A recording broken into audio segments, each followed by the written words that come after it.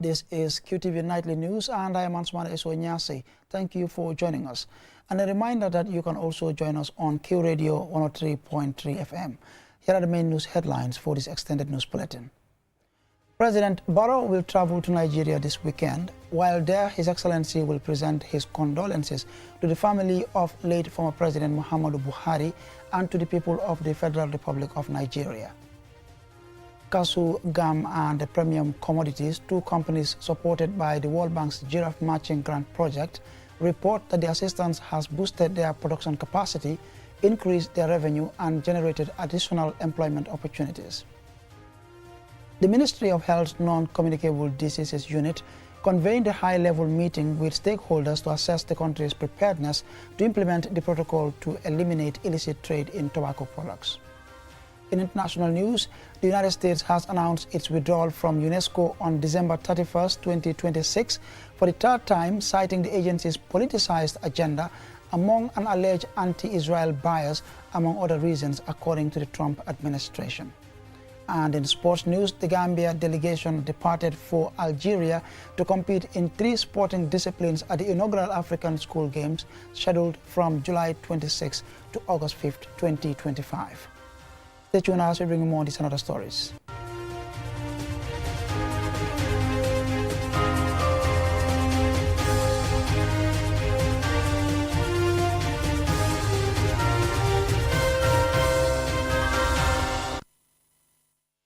Now, those were main headlines, and now here's the news in detail. President Barrow will travel to Nigeria this weekend. While there, His Excellency will present his condolences to the family of late former President Muhammadu Buhari and to the people of the Federal Republic of Nigeria. Senabu Chaurala tells us more. The former president of Nigeria died on the 13th of July in London, England, where he had been receiving treatment. On hearing of his death, President Barrow had issued a message of condolence, saying he had received the news with a heavy heart. He went on to say that President Buhari will be remembered for his steadfastness in adhering of his prayers, even at the midst of high-level engagements, dedication, and leadership in courageously advocating for peace, both at home, in the sub-region, and beyond.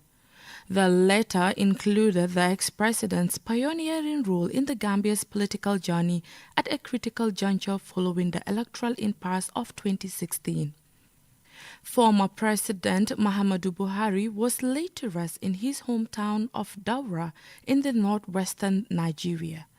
President Barrow was unable to attend, and during this visit will meet the late ex-president's family and government officials as a sign of esteem in which Muhammadu Buhari is held in the Gambia, a country he visited multiple times as a military ruler, civilian president, and retired elder statesman. Reporting for QTV News, I am Seinabu Chow. Now, Cashew, gum, and premium commodities, two companies benefiting from the World Bank's Giraffe matching grant project, say the support has enhanced their production capacity, increased their income, and created more jobs. Modu Gajaga visited the companies in Brikama, Kabafita, and Hina reports. The sound of heavy machinery fills cashew gum as cashews go through steaming, peeling, and drying, transforming it into a ready food commodity for the market. These men and women work tirelessly in the factory, operating machines and using their hands to add value to cashew products. Women often separate the nuts from the kernel. Sally Sanyang and Suleiman Silla say what their jobs entail and what it allows them to do. This work has really benefited me and everyone else who works here. We've been working continuously for a long time. However, if the support is available, we want the work to continue without a stop. The machine has made our work easier now compared to before. I used to have lots of difficulties before, but now things are good with the help of the machines. I work here and it enables me to take care of my family's needs and even have extra to help others in need. Our challenge previously was that the work wasn't consistent. All that is in the past. The Giraffe project, a $108 million, 7-year grant, is boosting private sector participation across agricultural value chains, from production and processing to marketing and services in all 7 regions of the Gambia. Through various initiatives, it encouraged private investment in agribusiness and value chain development. Musa Sise, General Manager, Kasugam Company, Buba Jaune, Manager of Premium Commodities, and Mohamed Kaba, CEO of Kasugam, all beneficiaries of the Giraffe project, say the support has increased their production capacity.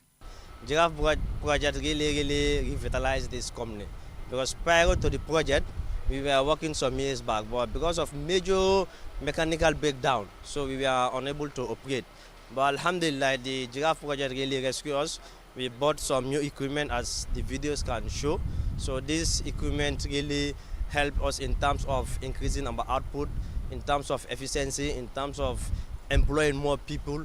In 2022-2023, we were processing 1 ton, 1,000 kilos in the whole month. And now we can process 10 ton, 10,000 kilos a day. Yeah, we used to export to US market, but we have difficulty of equipment. Our equipment have a lot of problems. We face a lot of challenges, and we stopped the exporting because we don't have enough. But now we are getting there to do exporting, but our goal is to dominate the local market. The Giraffe project is part of the World Bank's efforts to accelerate the transformation of Gambia's agri-food systems, making them more inclusive, resilient, productive, competitive, and sustainable. Mumudu Gajaga, QTV News. Now, the Ministry of Health's Non-Communicable Diseases Unit convened a high-level meeting with stakeholders to assess the country's preparedness to implement the protocol to eliminate illicit trade in tobacco products. Loriam Kamara attended the opening session and filed this report. The aim is to strengthen national tobacco control efforts by the Ministry of Health in collaboration with the World Health Organization.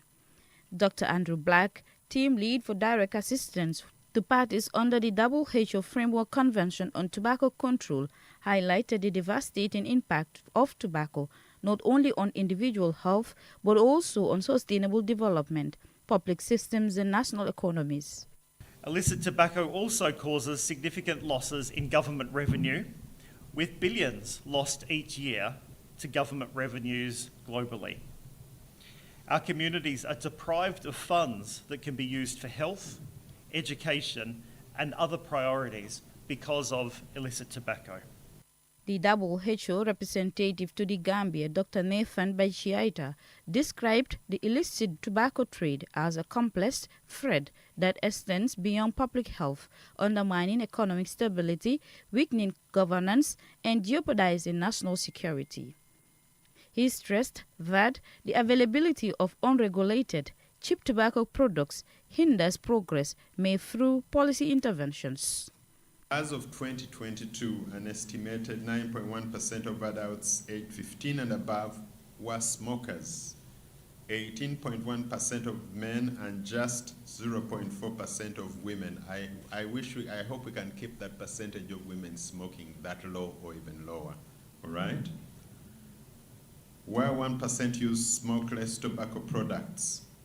Overall, tobacco use contributes to 3.3% of annual deaths nationwide, and it poses a substantial economic burden, costing the Gambian economy approximately $416 million each year through healthcare spending and productivity losses. Representing the Ministry of Health, Michael Mangamendi, the Director of Health Promotion, says tobacco remains a significant health burden in the Gambia and calls for urgent collaborative action to regulate its trade and use. The Gambia's accession to protocol was a bold and deliberate step, signaling our commitment to tackling this issue through stronger governance, enhanced transparency, and international collaboration. Momodu Gassama, a retired WHO staff member, shared technical insights into measures necessary to cope the tobacco supply chain. Let's strengthen the multi-sectoral collaboration. I'm happy that the Ministry of Health and the government of the Gambia is in this direction because there is already a multi-sectoral National Tobacco Control Committee. which comprises so many sectors in government and also civil society organization and international organization. So let's continue the momentum. This illicit trade is no-go area. This joint needs assessment exercise is a critical step that will help the Gambia identify challenges and opportunities in fulfilling its obligations under the protocol. It will also serve as a platform to sensitize government departments and agencies on their roles in curbing the illicit tobacco trade. For QTV News, Lolly M. Kamara. Now on Wednesday, the Brusubi Upper and Senior Secondary School held its 2025 graduation ceremony, celebrating the academic excellence and remarkable achievements of its graduating class. Mamna Buka was there and this is her report. The event, which took place on school grounds in Brusubi, was attended by students, faculty members, parents and family members, and distinguished guests, who gathered to witness a momentous educational triumph born of years of hard work and dedication. The ceremony, the 12th of its kind, honoring both grade 9 and grade 12 students, commenced with a vibrant procession of the graduates clad in their distinct caps and gowns, marching proudly to the sound of the Scout Band, filled with a sense of accomplishment and fulfillment. The Brusubi Upper and Senior Secondary School, established in 2013, has a long-standing tradition of academic excellence, with its students consistently achieving outstanding results and bringing immense pride to the institution. Today, their legacy is reinforced as they strive to honor not only students who will continue to excel and reach higher heights under their academic guidance, but also those who will now be going into the outside world to climb the intellectual and corporate ladders. Nyima A. Dabo, the principal of the Upper Basic School, and Mukhtar Sambu, the principal of the Senior Secondary School, had some words of wisdom for the graduates. You've proven that with curiosity, effort and support from family and teachers, there is no limit to what can be achieved. Senior school waits your bright mind and eager hearts. He who lives without discipline dies without honor. Therefore, comport yourself and remain disciplined wherever you are. The ceremony also featured a series of performances by the school's talented choir and drama club, showcasing the diverse talents of the student body. From musical renditions, poetry recitations, to captivating theatrical presentations, the performances added a lively flair to the proceedings. Also part of the ceremony to give the students some parting advice was the topic of illicit drug use and trafficking. Commissioner Awajame, invited as a guest speaker, spoke on behalf of the Drug Law Enforcement Agency. Drug abuse, illicit drug trafficking, and related activities adversely affect the education of people who get involved in it. There is no positive outcome from its abuse. This is evidenced by the fact that it has turned youths with high potential into liabilities and burden to society and their immediate family members. Avoid activities and lifestyle that will destroy your dreams and succeeding in life. Lamin Kamara, the head boy of the Senior Secondary School, spoke on behalf of the graduates. Dear fellow students, today is not just the end of a journey. It is the beginning of many more. Let us remember that success is not just about grades. It's about growth, effort, perseverance. We walk this path together, help each other rise, and now it's time to carry forward the lessons we have. The event wrapped up with the presentation of certificates and awards to various students and teachers in acknowledgement of their hard work and academic accomplishments. The school community eagerly anticipates the positive impact these graduates will make in their respective fields and beyond. Mamna Buka, reporting for QTV News.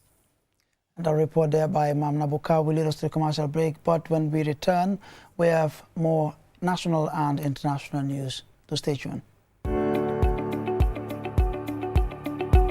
At Ajib Bank, we are more than banking. We build bridges that connect you to pivotal services every day. Do you have government bills to pay to the Gambia Revenue Authority, Comfort, KMC, or the Accountant General's Department? We've got you covered. From payment of customs and domestic taxes to GRA, payment of number plate and vehicle ownership transfer to Comfort, payment of property rates and business license fee to KMC, and payment of MR passport, business registration, fishing license, land fees, sale of assets, lease application, development permits, quarrying royalties, gravel and sand, mining royalties, and a host of other revenue lines to the Accountant General's Department. Walk into any of our branches nationwide and make your payments hassle-free. Either in person or online. Simple, secure, and immediate. With Ajib Bank, there is no need to worry about government bill payments for your vehicles, taxes, licenses, business registration, and any other revenue line. Ajib Bank, passionate about your investment. We've got you covered. Ajib Bank, your investment partner.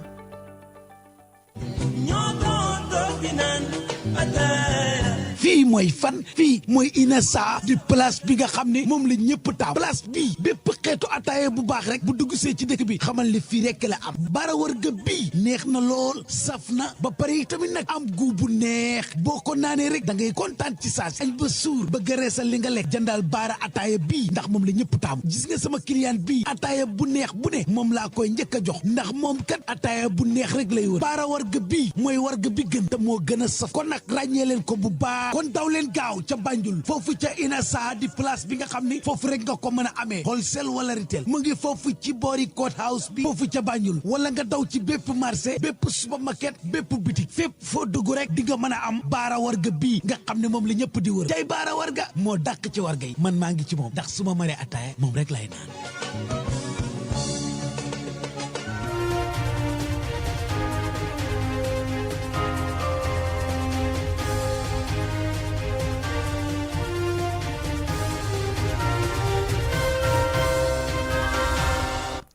Welcome back, and this is QTV News. Now, to strengthen climate action and promote environmental sustainability, the Janjambure Youth Committee, in collaboration with the ST Foundation, planted over 300 trees in Janjambure on Saturday to restore green cover and reduce the adverse effects of climate change on local communities. Lolly M. Kamara was with them, and this is her report. The ST Foundation Environment Award is a Gambian environmental initiative founded by renowned singer Sana Singate, popularly known as ST Gambian Dream or Brikama Boyo. As part of the foundation's restoration efforts, 300 fruit and non-fruit trees were planted at strategic locations across Janjambure. Dauda Ture, the newly elected youth parliamentarian for Janjambure, outlined the aims and objectives of the tree planting exercise. So we realized that our thick forest is no longer in existence. Also our biodiversity are also normal. So we came up with this idea with the youth chairpersons and youths of Janjambure as well to form an association that will, sensitize and promote environment in Janjambure. Since its inception, the ST Foundation has planted over 536,000 trees nationwide and continues to monitor their survival rates and growth to ensure lasting environmental impact. Lamin El Sane is the Secretary General of the ST Foundation Environmental Award. Within the team, we have an M&E team that is monitoring and evaluation. We normally go for survival rate count to see the impact that we have made so far. We don't just plant trees, but their sustainability matters. So we've been to communities, for example, in Sabah. They deem it necessary, to take the ownership and responsibility. Likewise, in many communities, because like I have said, trees contribute a whole lot to our life. So for this to work, it is our main aim and objective, respectively. So far, we don't just only plant trees. We normally do what they call survival rate count to see the impact, what we have done so far. And then so far, so good. We have seen massive success when it comes to that. A core element of the initiative is its goal to plant 1 million trees over 5 years, including endangered local species across communities in the Gambia. Sana Singate, popularly known as ST and the initiator of the foundation, praised the community's partnership in making the event a success and commended the village elders for their active participation. The chief's representative, Moriba Jamjao, and the Village Development Committee chairman, Saiba Dabo, expressed their appreciation to the youth of Janjambure and the ST Foundation for this worthy initiative. The team also planted a tree inside the compound of the late Lamin Keita, fondly known as Takatiti, the celebrated singer, drummer, and cultural ambassador from Janjambure, who passed away on April 12, 2025. Climate change is a major challenge impacting the lives and livelihoods of people worldwide. Launched and formally established in 2021, the annual ST Foundation Environment Awards aim to promote environmental protection in the Gambia by recognizing environmental heroes each year and supporting large-scale tree planting initiatives with a special focus on endangered species, including mahogany. For QTV News, Loli M. Kamara. And coming up next is international news.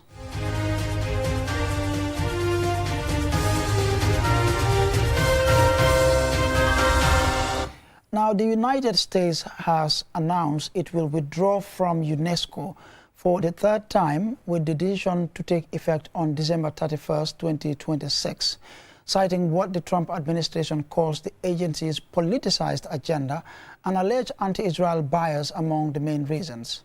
Asadubari tells us more. The decision comes just 2 years after the U.S. rejoined the organization under President Biden, reigniting debates over the country's role in multilateral diplomacy.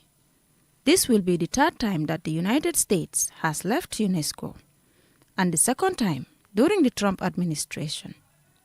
The United States previously pulled out of UNESCO under the Reagan administration in 1984 because it viewed the agency as mismanaged, corrupt, and being used to advance the interests of the Soviet Union. It rejoined in 2003 during George W. Bush's presidency. The move is the latest step in the Trump administration's effort to cut ties with international bodies after removing the U.S. from the World Health Organization and Paris Climate Agreement, as well as cutting funding for foreign relief efforts. Here is U.S. State Department spokesperson Tammy Bruce giving the reason for the United States' decision to withdraw. The United States informed Director General Audrey Azoulay of the United States' decision to withdraw from the United Nations Educational, Scientific, and Cultural Organization, also known, of course, as UNESCO. Continued involvement in UNESCO is not in the national interest of the United States. UNESCO works to advance divisive social and cultural causes and maintains an outsized focus on the UN's Sustainable Development Goals, a globalist ideological agenda for international development at odds with our America First foreign policy. On being asked by a member of the press to expand on this was her response. Another executive order that the president issued upon first taking office in the second term was to have a review of the international organizations that we're involved in, to make sure, just like with foreign aid, are these organizations aligned with the values of the America First framework? Is it in our best interest to be a part of these organizations?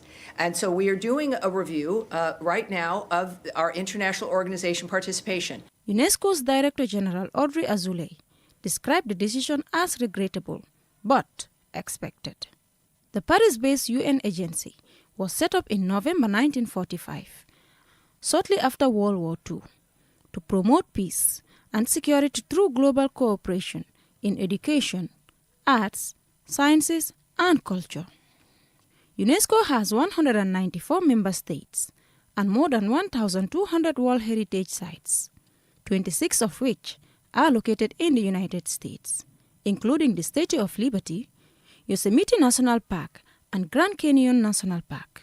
Sites that are added to the World Heritage List gain access to international funding to help with protection and conservation. Aissatou Bari, QTV News. And up next is sports news.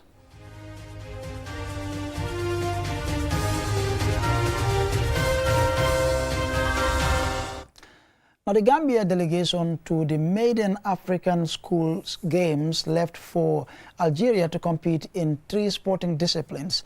The competition is scheduled from the 26th of July to 5th August 2025. A farewell ceremony and a press briefing were held at the FIFA Gold Project in Yundum.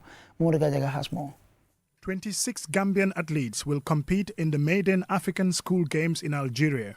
The athletes will compete in athletics, beach volleyball, judo, and 3-on-3 basketball. At a farewell ceremony and handing over of the country's national flag to the delegation on Saturday, Bakary Y. Baji, the Minister of Youth and Sports, urged the athletes to use this opportunity to showcase their talents and maintain their already gained achievement. It's about participating, it's about competing, but it's also about winning. Because as we've been in this for the longest, there has been some great successes recently or even in the past that we do not want to go below. Our expectation is that the successes that we have achieved in the athletics, in volleyball, in swimming, in judo, will be built upon. And that is a task that all of you that are here, that are supposed to go to Algeria, are going to carry, and we expect that you would carry it and successfully and come back home with medals. Commenting on the selection of the athletes representing the country in this maiden African School Games competition, Abdul Karim C., the head of delegation, says it was based on merit, and adding that there are high expectations on them to perform well. By Dudu Jallo, the president of the Gambia National Olympic Committee, thanked the ministry for funding the participation of these athletes. The NOC wrote to the Olympic sports for them to identify student athletes that are going to participate in this competition.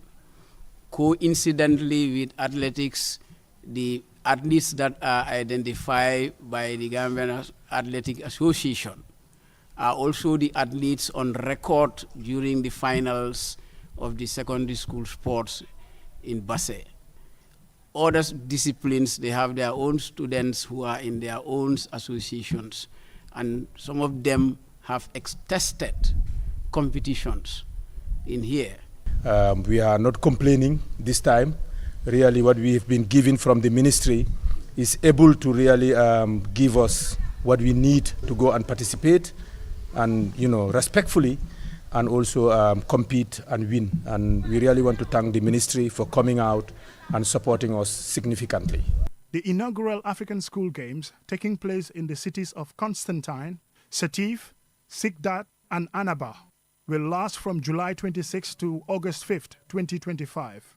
Over 3,000 young athletes, aged 14 to 17, from across the continent will compete in 25 sporting disciplines.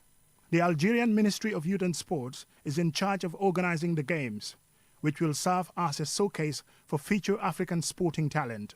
Mamadou Gajaga, QTV News. And I'm afraid that's all for this bulletin. Do join us at 10 p.m. for another bulletin. Until then, thanks for watching.